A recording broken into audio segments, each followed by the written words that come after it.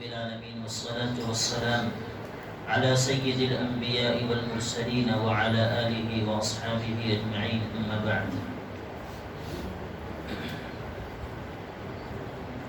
پچھلے ہفتے سورہ آیات کے سلسلہ آیات میں سے آیت نمبر 199 یعنی 199 تک کا درس مکمل ہوا. آج انشاءاللہ اس سورت کی تکمیل ہوگی. آج یہ سورت مکمل ہو جائے گی انشاءاللہ.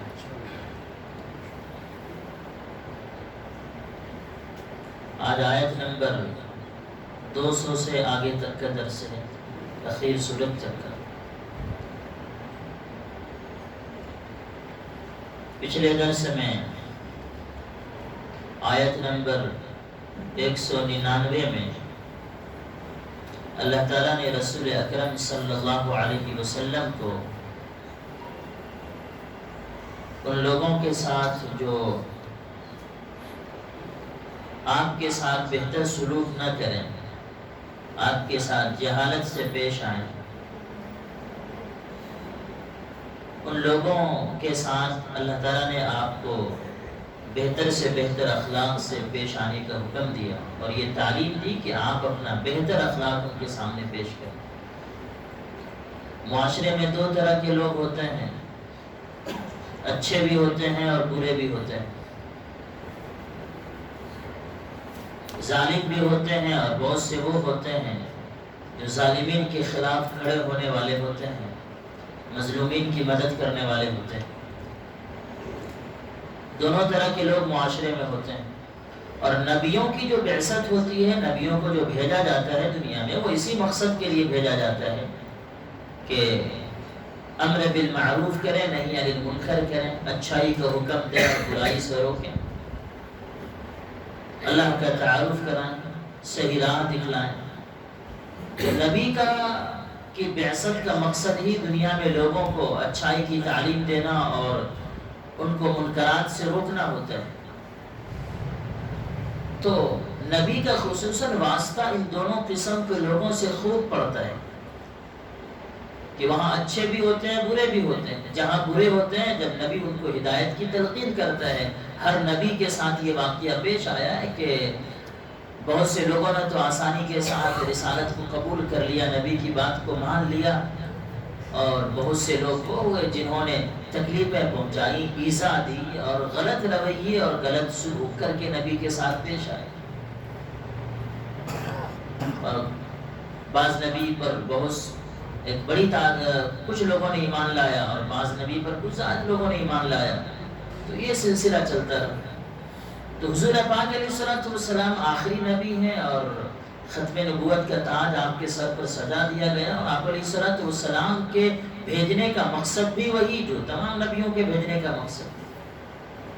تو اللہ تعالیٰ نے آپ علیہ الصلوۃ والسلام کو آیت نمبر 199 میں ان لوگوں سے جو نیکوکار ہیں، اچھے ہیں، اچھے کام کرنے والے ہیں، اگر ان سے کبھی کسی طرح کی کوئی بات پیش آ جائے تو ان سے درگزر کرنے کا حکم کہ جو لوگ اچھا کام کر رہے ہیں، آپ کو مانتے ہیں، کبھی کوئی بات پیش آئے تو درگزر کیجیے. اور اسی طرح سے جو لوگ آپ پر ایمان لائے ہیں، اگر وہ نیکی کر رہے ہیں تو جتنا وہ کر سکتے ہیں آسانی کے ساتھ ان کو کرنے دیں، بہت زیادہ کا مکلف ان کو نہ بنائیں. اور جو بدکار اور ظالم لوگ ہیں، جو آپ کے ساتھ غلط سلوک سے پیش آئیں، جو آپ کے ساتھ جہالت اور نادانی سے پیش آئیں، تو آپ ان کی برائی کا جواب برائی سے نہ دیں. آپ ان کا جواب نہ دیں، بلکہ آپ ان سے اعراض کریں، ان سے برطرف ہو جائیے، ان کا جواب دینے کی ضرورت نہیں، اچھا اخلاق پیش کیجیے. تو یہ تعلیم آپ علیہ الصلوۃ والسلام کو دی گئی آیت نمبر 199 میں. آج کا درس جو آیت نمبر 200 سے شروع ہے، اس آیت میں بھی اللہ تبارک و تعالیٰ نے اس آیت کا تعلق بھی پچھلی آیت سے ہے. پچھلی آیت میں جو مضمون جو بات بیان کی گئی ہے، یہ آیت کریمہ آیت نمبر 202 آیت نمبر 99 کے مضمون سے جڑی ہوئی ہے. اللہ تبارک و تعالیٰ اس آیت میں فرماتے ہیں وَإِمَّا يَنزَغَنَّكَ مِنَ الشَّيْطَانِ نَزْغٌ فَاسْتَعِذْ بِاللَّهِ إِنَّهُ سَمِيعٌ عَلِيمٌ، اور اگر کبھی شیطان کی طرف سے آپ کو وسوسہ آنے لگے تو اللہ کی پناہ مانگ لیا کیجیے، یقیناً وہ ہر بات سننے والا، ہر چیز جاننے والا ہے۔ آپ کو شیطان کی طرف سے وسوسہ آنے لگے تو آپ اللہ کی پناہ مانگ لیا کیجیے۔ میں نے کہا کہ یہ آیت پچھلی آیت سے جڑی ہوئی ہے جس میں یہ کہا گیا ہے کہ اگر کوئی آپ سے غلط رویے سے پیش آئے تو آپ ان سے اعراض کیجیے، آپ ان کا جواب برائی کا جواب برائی سے نہ دیں۔ ہوتا یہ ہے کہ ایسے موقع پر جب سامنے والا کوئی غلط رویہ اختیار کر رہا ہو، غلط طریقے سے پیش آ رہا ہو، تو ایسے موقع پر ان کا جواب نہیں دینا، ان سے لڑنا بھڑنا نہیں، بلکہ ان سے ایک طرف ہو جانا، ان کو چھوڑ دینا، ان کو معاف کر دینا، یہ کام کوئی آسان کام نہیں ہے، انسانی طبیعت اور فطرت کے لیے بہت مشکل کام ہے۔ ایسے موقع پر جبکہ سامنے والا غلط رویہ اختیار کر رہا ہے تو اچھے بڑے بڑے لوگوں کو شیطان ورغلاتا ہے، غصہ دلاتا ہے اور لڑائی جھگڑے میں پھنسا دیتا ہے، لڑنے جھگڑے پر جو ہے اس کو مشتعل کر دیتا ہے، آمادہ کر دیتا ہے کہ سامنے والا تمہارے ساتھ ایسے پیش آ رہا ہے اور تم اس کو چھوڑ رہے ہو، اگر آج تم نے چھوڑ دیا نا کل کو تمہارے پر اور زیادہ حاوی ہو جائے گا، مت چھوڑو اس کو۔ تو غصہ دلاتا ہے شیطان، اچھوں کو لڑنے بھڑنے پر مجبور کر دیتا ہے، وساوس ڈالتا ہے، بہکاتا ہے، مشتعل کرتا ہے لڑنے جھگڑنے کے لیے۔ تو اللہ تبارک و تعالیٰ نے رسول پاک علیہ السلام سے فرمایا، پہلے تعلیم تو حضور کو، پھر دنیا کے تمام انسانوں کو، کہ اگر ایسے موقع پر جب کوئی جہالت سے آپ کے ساتھ پیش آ رہا ہے، چونکہ یہ شیطانی اثر سے ہوتا ہے، اس سے کوئی محفوظ نہیں ہے، اگر وسوسہ آنے لگے ایسے موقع پر اور غصہ بھڑکنے لگے تو فاستعذ باللہ، اللہ کی پناہ لے لیا کیجیے۔ اللہ سب سننے والا ہے، اللہ سب دیکھنے والا ہے۔ ایک حدیث میں ہے کہ رسول پاک علیہ السلام کے سامنے دو شخص جھگڑ رہے تھے، آپ علیہ السلام نے فرمایا کہ میں ایک ایسا کلمہ جانتا ہوں، اگر یہ شخص اس کو کہہ لے تو پھر اس کا غصہ ٹھنڈا ہو جائے گا، اور پھر آپ نے فرمایا وہ کلمہ یہ ہے اعوذ باللہ من الشیطان الرجیم۔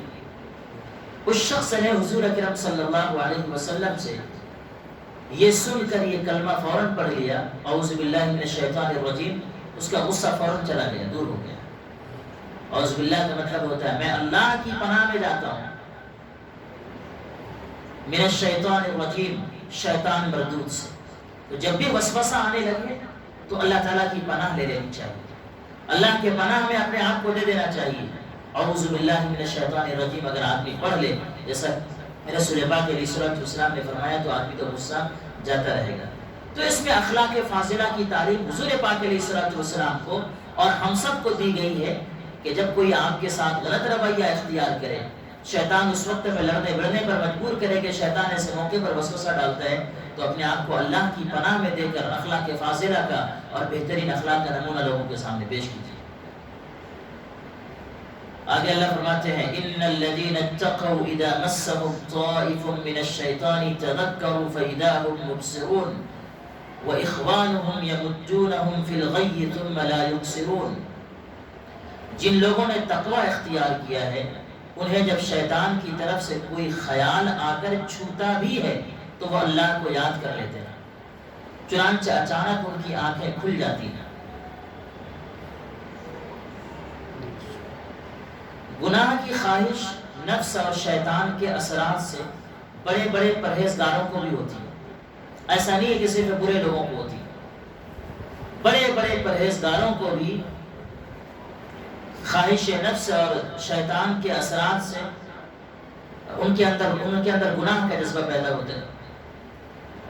لیکن جو نیک اور پرہیزگار لوگ ہوتے ہیں ان کی پہچان اور علامت یہ بتائی گئی کہ جو نیک لوگ ہوتے ہیں ان کو نفس یا شیطان کی وجہ سے گناہ کا داعیہ اور جذبہ ان کے اندر پیدا ہوتا ہے، تو وہ ان کا علاج اس طرح سے کرتے ہیں کہ اللہ کا ذکر کرتے ہیں، اللہ سے دعائیں مانگتے ہیں، دعائیں کرتے ہیں، اور اس کی بارگاہ میں حاضری کا دھیان کرتے ہیں کہ اللہ تعالیٰ کے سامنے کھڑے ہو کر کے حساب دینا ہے، اللہ تعالیٰ مجھ سے اس گناہ پر پکڑ کرے گا، پوچھے گا، اس کے نتیجے میں ان کی آنکھیں کھل جاتی ہیں، یعنی گناہ کی حقیقت ان کے سامنے کھل جاتی ہے. یہ گناہ، اس پر اللہ تعالیٰ میری پکڑ کرنے والا ہے، آخرت میں سزا ملے گی اس پر، اللہ کو کیا منہ دکھاؤں گا. وہ اللہ کو یاد کر لیتے ہیں، اللہ کا دھیان اپنے اندر پیدا کر لیتے ہیں جو نیک پرہیزگار لوگ ہوتے ہیں، اور اس کے نتیجے میں وہ گناہوں سے بچ جاتے ہیں. اور اگر نہ چاہتے ہوئے بھی کبھی غلطی اگر ہو جاتی ہے تو پھر توبہ کی توفیق ہو جاتی ہے، وہ توبہ کر لیتے ہیں اور ان کا گناہ مٹ جایا کرتا ہے، اللہ تعالیٰ اس کے گناہ کو معاف کر دیتے ہیں. یہ نیک اور پرہیزگار لوگوں کی علامت ہے، ورنہ تو وساوس ہر ایک کے دل میں پیدا ہوتے ہیں، اور شیطانی اثرات سے گناہ کی خواہش اور جذبہ ہر ایک کے دل میں پیدا ہوتا ہے، بڑے بڑے پرہیزگاروں کے بھی. لیکن پرہیزگاروں کی پہچان کیا ہے کہ وہ اپنے آپ کو اللہ کی پناہ میں دے دیتے ہیں، اللہ سے دعا مانگتے ہیں، غلطی ہو بھی جائے تو توبہ کر لیتے ہیں. اس لیے جب کبھی گناہ کا کوئی داعیہ دل میں پیدا ہو، جذبہ پیدا ہو، تو اس وقت میں اللہ کی بارگاہ میں حاضری کا دھیان ہونا چاہیے. اللہ کی بارگاہ میں حاضری کا دھیان ہوگا تو توبہ کی توفیق ہوگی، اور پھر توبہ آدمی کر لے تو اللہ تعالیٰ گناہ کو معاف فرما دیتے ہیں. وَإِخْوَانُهُمْ يَمُدُّونَهُمْ فِي الْغَيِّ ثُمَّ لَا يُبْصِرُونَ. اور جو ان شیاطین کے بھائی ہیں ان کو یہ شیاطین گمراہی میں گھسیٹتے لے جاتے ہیں، نتیجہ یہ ہے کہ وہ گمراہی سے باز نہیں آتے. شیاطین کے بھائی کون ہوتے ہیں؟ اللہ نے فرمایا جو شیطان کے بھائی ہیں، شیطان ان کو گناہوں میں گھسیٹتا چلا جاتا ہے، پھر وہ اور آگے گناہوں میں بڑھتے چلے جاتے ہیں. شیاطین کے بھائی وہ لوگ ہیں جو اللہ کے حکم کو ایک طرف رکھ کر اپنے نفسانی خواہشات پر چلتے ہیں، ان کو شیطان کا بھائی کہا گیا. وہ اخوانہم، اور شیطان کے بھائی جو شیاطین کے بھائی ہیں، شیطان ان کو گمراہی میں گھسیٹتا چلا جاتا ہے، چنانچہ اس کے نتیجے میں وہ گمراہی سے باز نہیں آتے، تو شیطان کا بھائی کہا گیا. لیکن نیک لوگوں کو توبہ کی توفیق مل جاتی ہے. یہ پہچان ہے. ایک آدمی اگر گناہوں میں پڑتا چلا جا رہا ہے، ایک گناہ کیا دوسرا کر رہا ہے، تیسرا کر رہا ہے، توبہ کی توفیق نہیں مل رہی ہے، اس کا مطلب یہ ہے کہ نفسانی خواہشات پر چل رہا ہے، تقوی پرہیزگاری کی کمی ہے، اللہ کی طرف دھیان نہیں ہے. اور اگر توبہ کی توفیق مل جاتی ہے گناہ کے بعد تو سمجھنا چاہیے کہ اللہ کا تقوی، اللہ کا ڈر دل کے اندر ہے. اس کے آگے اللہ تعالیٰ فرماتے ہیں وَإِذَا لَمْ تَأْتِهِمْ بِآيَةٍ قَالُوا لَوْلَا اجْتَبَيْتَهَا قُلْ إِنَّمَا أَتَّبِعُ مَا يُوحَى إِلَيَّ مِنْ رَبِّي هَذَا بَصَائِرُ مِنْ رَبِّكُمْ وَهُدًى وَرَحْمَةٌ لِقَوْمٍ يُؤْمِنُونَ.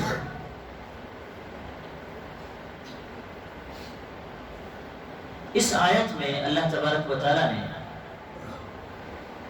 نبی صلی اللہ علیہ وسلم کے رسول برحق ہونے کا ثبوت اور اس پر مخالفین کے شبہات کا جواب دیا ہے، اور اسی طرح سے چند شرعی احکام اللہ تعالیٰ نے بیان فرمائے.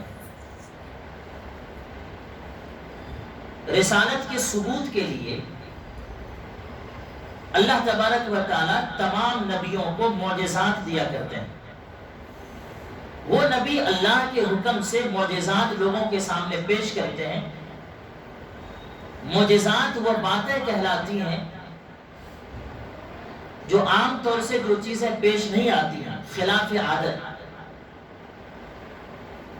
اللہ تبارک و تعالی انبیاء کرام کو معجزات دیتے ہیں، اور وہ معجزات نہ ماننے والوں کے لیے ان کے نبوت اور ان کے نبی ہونے کا ثبوت ہوا کرتے ہیں. تو تمام انبیاء کرام کو اللہ تعالیٰ نے کچھ نہ کچھ معجزہ دیا ہے. اسی مناسبت سے نبی صلی اللہ علیہ وسلم کو بھی اللہ تعالیٰ نے آپ کے نبوت کے پروف اور ثبوت کے لیے معجزات دیے ہیں. اور حضور اکرم صلی اللہ علیہ وسلم کو اللہ نے جو معجزات دیے ہیں، آپ سے پہلے نبیوں کو جتنے معجزات دیے گئے ان تمام نبیوں سے زیادہ معجزات نبی پاک علیہ الصلوۃ والسلام کو دیا گیا، اور پاورفل معجزہ دیا گیا. چنانچہ اس پر باقاعدہ کتاب لکھی گئی ہے. آپ صلی اللہ علیہ وسلم کے جو معجزات ہیں اور حضور پاک علیہ الصلوۃ والسلام کو جو معجزات دیے گئے، ان معجزات میں سب سے بڑا معجزہ سب سے پاورفل معجزہ اور زندہ و جاوید معجزہ جو صرف آپ کے زمانے تک نہیں، آپ کی حیات تک نہیں، بلکہ آپ کی حیات کے بعد قیامت تک باقی رہنے والا معجزہ، وہ یہ قرآن کریم ہے، جو آپ علیہ السلام کے نبی برحق ہونے کا کھلا ہوا ثبوت ہے، اور زندہ و جاوید معجزہ ہے جو قیامت تک باقی اور دائم رہے گا، قائم رہے گا۔ خود اس کتاب کی حفاظت کی ذمہ داری اللہ تعالیٰ نے دی، آپ کے دیے گئے اس معجزے کو باقی رکھنے کی ذمہ داری اللہ تعالیٰ نے دی۔ دیگر جو تمام انبیاء آئے ہیں، ان نبیوں کو جو معجزات دیے گئے، نبی چلے گئے، معجزہ بھی ختم ہو گیا، ان کے ساتھ دفن ہو گیا، وہ معجزہ بھی چلا گیا، لیکن حضور پاک علیہ السلام کو سب سے زیادہ معجزات دیے، سب سے پاورفل معجزات دیے گئے، اور سب سے بڑا معجزہ قرآن کریم دیا گیا۔ حضور پاک علیہ السلام کو معجزات اللہ تعالیٰ نے دی ہے۔ میں سے پہلے شاید جمعہ کے بیان میں اس کا تذکرہ کر رہا ہوں، دیگر نبیوں سے بھی پاورفل معجزہ، میں نے اس کی مثال دی تھی۔ حضرت موسیٰ علیہ السلام کو اللہ تعالیٰ نے عصا دیا، اور اللہ تعالیٰ نے حضرت موسیٰ سے کہا کہ عصا کو آپ پانی پر ماریے، راستے بن جائیں گے۔ حضرت موسیٰ نے عصا پانی پر مارا، راستے پھوٹ گئے، 12 راستے۔ پانی زمین کے اوپر ہے، پانی زمین کے اوپر ہے، حضرت موسیٰ علیہ السلام کے ہاتھ میں عصا ہے، اور حضرت موسیٰ اپنے عصا لاٹھی کو براہ راست پانی پر مارتے ہیں، اور یہ پانی زمین پر ہے، پانی میں راستے بن گئے۔ لیکن ہمارے نبی صلی اللہ علیہ وسلم کھڑے ہیں زمین پر، ظاہری طور پہ آپ کے ہاتھ میں کچھ نہیں ہے، آپ کھڑے ہیں زمین پر، آپ نے انگلی سے اشارہ کیا ہے چاند کی طرف کہ 2 ٹکڑے ہو جائیں چاند کے۔ اللہ تبارک و تعالیٰ نے چاند کے 2 ٹکڑے کر دیے، اور ملا علی قاری نے لکھا ہے کہ کوہ صفا کے چاند کا ایک ٹکڑا کوہ صفا کے اس طرف صفا پہاڑی کے، اور دوسرا ٹکڑا صفا پہاڑی کے اس طرف، اور پوری دنیا نے دیکھا ہے اس کو۔ تو آپ کو معجزات دیے گئے، اور پاورفل معجزات دیے گئے، اور سب سے زیادہ معجزات دیے گئے، اور تمام معجزات میں سب سے عظیم معجزہ یہ قرآن کریم ہے۔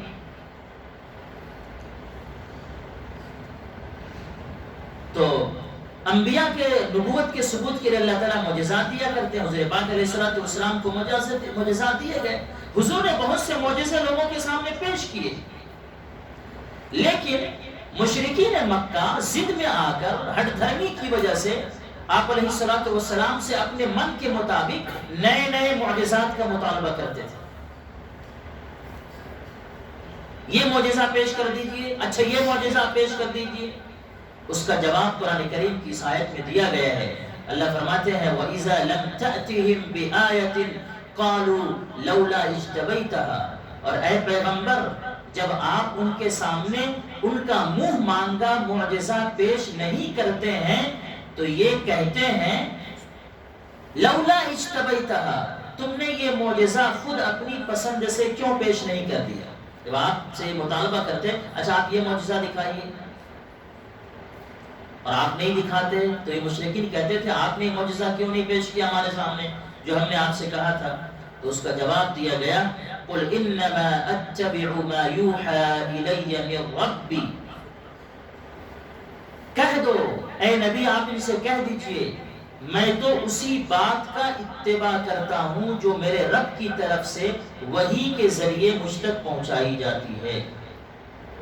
میں تو اسی بات کی اتباع کرتا ہوں جو وحی کے ذریعے سے مجھ تک پہنچائی جاتی ہے، میں ہر بات میں وحی الہی کا اتباع کرتا ہوں۔ معجزہ دکھانا بذات خود یہ ہمارا عمل نہیں ہے، ہمارا اصلی کام تو اچھائی کا حکم کرنا اور برائی سے روکنا ہے، تم کو راہ راست بتلانا ہے۔ اور میں بذات خود کوئی چیز کوئی معجزہ پیش نہیں کرتا جب تک اللہ کا امر نہ ہو جائے، اللہ کا حکم آتا ہے اور اللہ کی قدرت سے میں تمہارے سامنے معجزات پیش کرتا ہوں، ورنہ میرا اصلی کام تو یہ تبلیغ ہے، میرا اصلی کام تو اللہ کی طرف سے تم کو پیغام پہنچا دینا ہے، میرا اصلی کام تو حق اور باطل کو واضح کر دینا ہے، میرا اصلی کام وہ ہے، میں وہ کام کر رہا ہوں۔ ایک اصولی جواب اللہ تبارک و تعالیٰ نے دیا کہ نبی کا اصلی کام معجزات دکھلانا نہیں ہوتا ہے، نبی کا اصلی کام تو احکام الہی کو بندوں تک پہنچا دینا ہوتا ہے، اور میں وہ کام کر رہا ہوں۔ اور پھر آگے اس آیت کے ٹکڑے میں اللہ نے فرمایا ھذا بصائر من ربکم وہدی ورحمۃ لقوم یؤمنون۔ یہ قرآن کریم تمہارے رب کی طرف سے دلیلوں کا مجموعہ ہے، وہدی ورحمۃ، اور یہ ہدایت بھی ہے اور رحمت بھی ہے، لقوم یؤمنون، ان لوگوں کے لیے جو ایمان لے آتے ہیں۔ معجزات تو بہت سارے، لیکن ان تمام معجزات کو چھوڑو، ان تمام معجزات کے علاوہ یہ قرآن کریم تو خود دلیلوں کا ایک مجموعہ تمہارے سامنے رکھا ہوا ہے۔ اس سے بڑا معجزہ اور کیا ہو سکتا ہے؟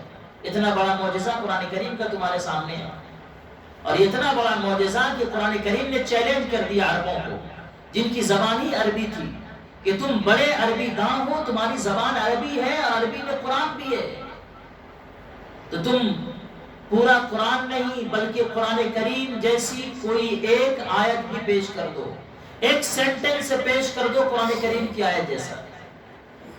لیکن تاریخ گواہ ہے کہ سارے عربوں نے مل کر کے بھی قرآن کریم کی آیت جیسا ایک ٹکڑا، ایک جملہ بھی پیش نہیں کر سکے، اور سب نے گھٹنے ٹیک دیے۔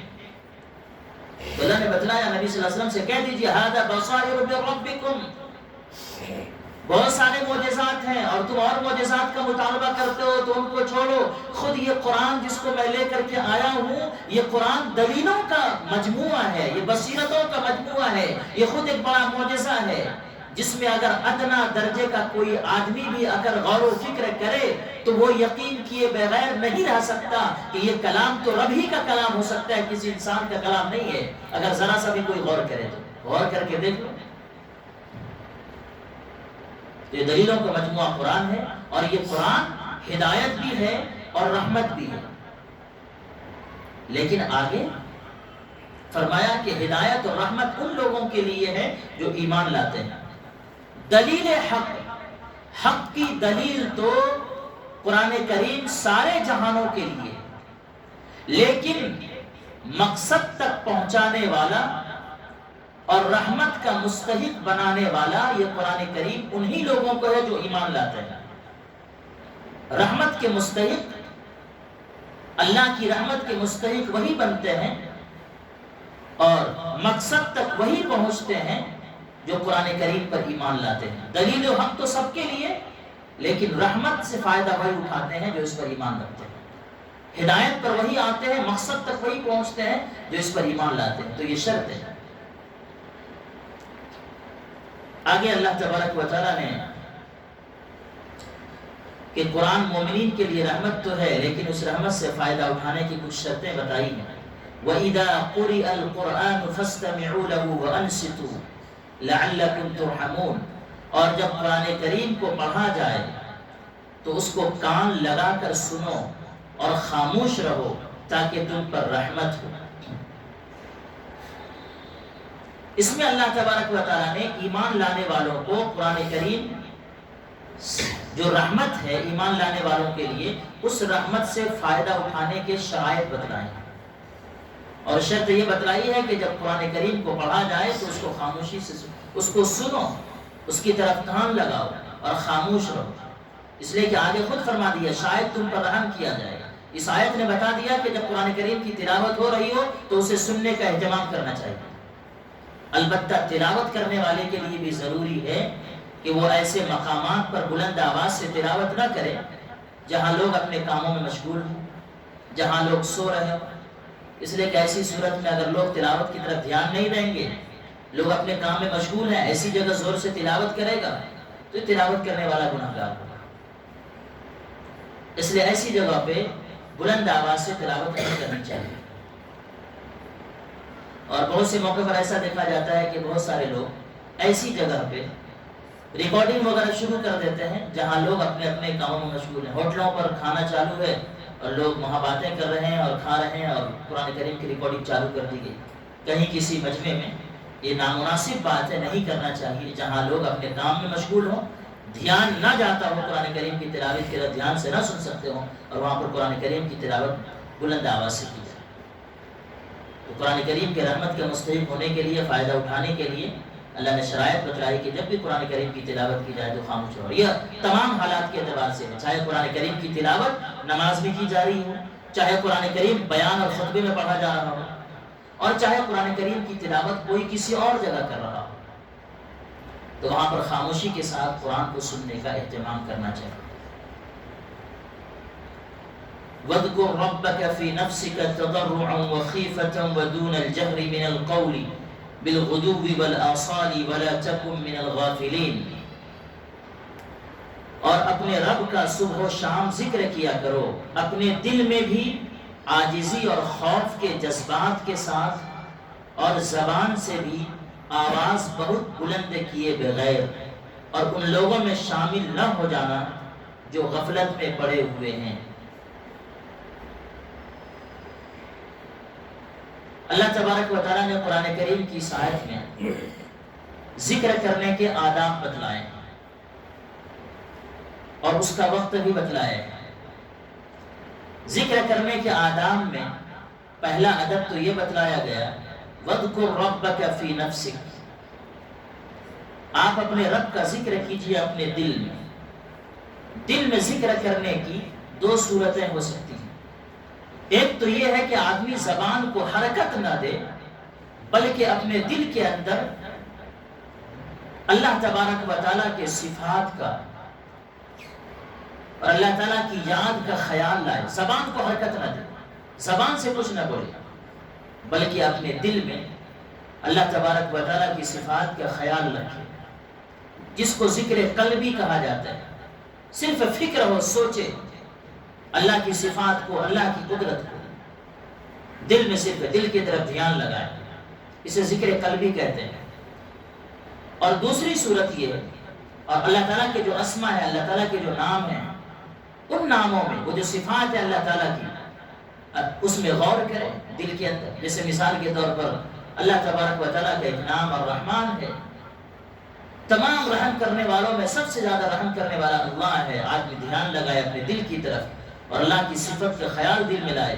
اللہ کتنا بڑا مہربان، اللہ تعالیٰ نے ہم پر رحم و کرم یہ کیا، اللہ تعالیٰ نے ہم کو صحیح سالم دنیا میں بھیجا ہے، اللہ تعالیٰ نے ہمارا دماغ صحیح سالم رکھا، ہمارے ہاتھ پاؤں کے اعضاء کام کر رہے ہیں ٹھیک سے، اللہ تعالیٰ نے میری زبان کو ٹھیک رکھا، گونگا نہیں بنایا. میں اتنے گناہ کرتا ہوں دل میں، پھر بھی میرا رب ان تمام گناہوں پر ہماری پکڑ نہیں کر رہا ہے، ہم کو کھلا رہا ہے، پلا رہا ہے. دنیا میں اگر کسی سے انبن ہو جائے تو باتیں بند کر لیتے ہیں، کسی سے کوئی امید لگی ہوئی ہو اور ہم اگر اس سے کچھ مطالبہ کریں تو وہ دینا بند کر دیتا ہے. لیکن رب کتنا مہربان ہے، آج 24 گھنٹہ کتنا گناہ کیا، نماز بھی چھوڑ دی. بہت سے ایسے بندے نماز بھی چھوڑ دی، ذکر بھی نہیں کیا، تلاوت بھی نہیں کیا، اس رب کی طرف دھیان بھی نہیں کیا، لیکن اس رب نے اچھا لقمہ کھلایا اور لقمہ آسانی کے ساتھ حلق کے اندر بھی اترا، ہضم بھی ہوا. صحیح سالم، کتنا مہربان ہے ہمارا وہ رب. تو الرحمن، یہ صفت دل میں اللہ کی صفت کا خیال پیدا کرے، اللہ کے نام کا دھیان پیدا کرے اور سوچ. اس کو کہتے ہیں ذکر قلبی، زبان کو حرکت نہ دے. اور دوسرا ذکر کی دوسری صورت یہ ہے کہ آدمی زبان کو تھوڑی سی حرکت دے، اللہ کی جو صفت بول رہا ہے زبان پہ تھوڑی سی حرکت دے. الرحمن پڑھ رہا ہے، اللہ اللہ پڑھ رہا ہے، اور دل کی طرف دھیان لگا رہا ہے، اللہ اللہ وہی معبود ہے، وہی معبود برحق ہے، سب اسی کے آگے جھکنا چاہیے، اس کے علاوہ کوئی معبود نہیں ہے، وہی ہمارا پروردگار ہے، وہی سارے جہانوں کا پالنے والا ہے. تھوڑی سی زبان پر حرکت ہو اور دل کے اندر پھر وہ خیال ہے، زبان کو تھوڑی سی حرکت دے کر کے دل. اور پھر اسی طریقے سے تضرعا وخیفا، اس میں یہ تیسری صورت یہ بتائی گئی اس کے تضرعا وخیفا ودون الجهر من القول. آدمی آواز سے ذکر کرے لیکن آواز بہت زیادہ بلند نہیں ہونا چاہیے، آہستہ آواز سے آدمی جو بہت زیادہ بلند آواز نہیں ہونی چاہیے. اس لیے کہ اللہ تبارک و تعالی خالق و مالک، داتا، ہم سب کا پروردگار، اللہ سب سے عظیم عظیم الشان. کوئی بڑا آدمی کسی بڑے آدمی کے سامنے جب آدمی کچھ بولتا ہے تو بہت زیادہ آواز بلند نہیں کرتا ہے، اللہ کا دھیان لگا کے اللہ کا ذکر کر رہے ہیں تو اسی صورت میں بہت زیادہ چیخنا اور چلانا نہیں چاہیے، بلکہ آواز سے اگر ذکر کیا جائے تو بہت زیادہ آواز بلند نہ ہو بلکہ درمیانی آواز ہونی چاہیے۔ اس طرح سے آدمی اللہ تبارک و تعالیٰ کا ذکر کرے۔ اور پھر آگے کہا گیا بالغدو والآصال، صبح و شام۔ صبح و شام ذکر کبھی بھی کیا جا سکتا ہے، لیکن خاص اوقات میں صبح و شام خاص طور سے اللہ کا ذکر کرنے کے بارے میں کہا گیا وَلَا تَكُن مِّنَ الْغَافِلِينَ، اور جو ان لوگوں میں شامل نہ ہو جانا جو غفلت میں پڑے ہوئے ہیں۔ ذکر کرنا یہ اس بات کی علامت ہے کہ یہ آدمی غافل نہیں ہے۔ اللہ تعالیٰ کے ذکر کو چھوڑ دینا، ذکر کو نہ کرنا، یہ غفلت کی علامت ہے۔ آدمی جب اللہ کا ذکر چھوڑتا ہے تو غفلت میں آ جاتا ہے آخرت کے اعتبار سے، اس کے اندر سے فکر مندی آخرت کے اعتبار سے ختم ہو جاتی ہے، اور جب آدمی اللہ کا ذکر جاری رکھتا ہے تو اس کے اندر فکر آخرت پیدا ہوتی ہے۔ اس لیے ذکر کرنے والے کو زندہ اور ذکر نہ کرنے والے کو مردہ کہا گیا۔ وہ مردہ ہے جو ذکر نہیں کرتا، اور جو ذکر کرتا ہے وہ زندہ ہے۔ یہ مثال دی گئی، اللہ نے قرآن میں بتلا دیا اس کو۔ اس لیے ذکر کا اہتمام کرنا چاہیے۔ آپ تھوڑے سے شروع کریں، جتنا آپ سے ممکن ہو سکے، کم سے کم صبح و شام کی تسبیح کا اہتمام کرنا ہی چاہیے، تاکہ غافلین میں شمار نہ ہو اللہ کے نزدیک۔ آگے اللہ نے فرمایا ان الذين عند ربك لا يستكبرون عن عبادته ويسبحونه وله يسجدون۔ یاد رکھو کہ جو فرشتے تمہارے رب کے پاس ہیں وہ اس کی عبادت سے تکبر کر کے منہ نہیں موڑتے اور اس کی تسبیح کرتے ہیں اور اسی کے آگے سجدہ ریز ہوتے ہیں۔ قرآن کریم کی اس آیت میں اشارہ ہے کہ انسانوں کو اللہ تعالیٰ کا ذکر کرنے کا جو حکم دیا گیا ہے اس میں معاذ اللہ اللہ کا کوئی فائدہ نہیں ہے، کیونکہ اول تو اللہ تعالیٰ کسی مخلوق کی عبادت یا ذکر سے بے نیاز ہے، اللہ کو کسی مخلوق کی عبادت یا ذکر کی کوئی ضرورت نہیں ہے۔ دوسرے یہ کہ اللہ تعالیٰ کی ایک بڑی مخلوق فرشتے ہر وقت اللہ کے ذکر میں مشغول ہیں۔ انسانوں کو جو ذکر کا حکم دیا گیا ہے اس میں خود انسانوں کا فائدہ ہے کہ جب انسان کے دل میں یہ ذکر سما جائے تو یہ ذکر انسانوں کے دل کے اندر ذکر کا سما جانا، اللہ کی یاد کا سما جانا، یہ انسانوں کو شیطان کے وسوسے سے محفوظ رکھتا ہے، اور انسان بہت سارے جرائم اور مظالم سے اپنے آپ کو بچا لیتا ہے اس کی برکت سے۔ اور جب آدمی ذکر نہیں کرتا ہے تو دل ویران ہو جاتا ہے، پھر وہاں شیطان آسانی سے اپنا تسلط اور قبضہ جما لیتا ہے۔ تو ذکر کا حکم اللہ کی طرف سے انسانوں کے فائدے کے لیے ہے، نہیں کہ اللہ معاذ اللہ اپنا فائدہ چاہتا ہے، اس لیے کہ اللہ کو کسی مخلوق کے ذکر کی عبادت کی کوئی ضرورت نہیں ہے۔ اور انسانوں کا فائدہ کیا ہے کہ جب یہ ذکر دل میں سما جائے تو یہ ذکر انسان ان کو شیطان کے تصرف اور تسلط اور اس کے قبضے سے وسوسے سے محفوظ رکھتا ہے، اور اس کے ذریعے سے انسان بہت سارے گناہوں سے بچ جاتا ہے۔ اس لیے ذکر کا اہتمام کرنا چاہیے۔ یہ جو آیت ہے آخر کی، یہ آیت سجدہ تلاوت کی آیت ہے۔ جو شخص عربی میں اس آیت کو پڑھے ان پر سجدہ کرنا واجب ہو جاتا ہے، جو سنے ان پر بھی۔ قرآن کریم میں ایسی 14 آیتیں ہیں اور ان آیتوں میں یہ سب سے پہلی آیت ہے آیت سجدہ۔ تو میں نے عربی میں بھی پڑھا ہے، آپ حضرات نے سنا ہے، اس لیے میں بھی سجدہ کروں گا، آپ حضرات بھی جو ہے سجدہ کریں۔ آج یہ سورہ اعراف الحمدللہ مکمل ہو گئی۔ اس سورت میں 3 مضامین بیان کیے گئے ہیں، ایک تو توحید اور رسالت اور آخرت، جیسا کہ آپ حضرات نے سماعت فرمایا۔ اللہ تبارک و تعالی ہم سب کو خالص توحید پر گامزن فرما دے، اور رسول پاک علیہ الصلوۃ والسلام رسول برحق ہیں، کو اس کا یقین ہے، اور تادم حیات اس پر اللہ قائم رکھے، اور حضور پاک علیہ الصلوۃ والسلام کے نبوت کا جو مقصد دنیا میں تھا، اللہ تبارک و تعالی کہ آپ صحیح راستے پر لوگوں کو صحیح راستہ بتانے اور برائی سے باز رکھنے اور اسے روکنے کی تعلیم کے لیے آپ آئے تھے، اللہ تعالیٰ آپ سب کو بھی راہ راست پر گامزن فرمائے۔ اور حضور پاک علیہ الصلوۃ والسلام کے بعد ایک کام جو امت کو دیا گیا ہے، آپ علیہ الصلوۃ والسلام کی ختم نبوت کے صدقہ طفیل میں وہ دعوت والا کام، اللہ تعالیٰ ہم تمام لوگوں کو دعوت کا یہ کام کرنے کی توفیق عطا فرمائے۔ اور پھر آخرت کی فکر اللہ تبارک و تعالی ہم سب کے اندر پیدا فرما دیں. یہ دنیا کچھ بھی نہیں، ایک دن ختم ہو جانے والی ہے. ہم سب کو آخرت میں جانا ہے، ہماری اصل جگہ وہی ہے. اللہ تبارک و تعالی ہم سب کو آخرت کو سامنے رکھ کر عمل کرنے کی توفیق عطا فرمائے. وآخر دعوانا الحمد للہ رب العالمین.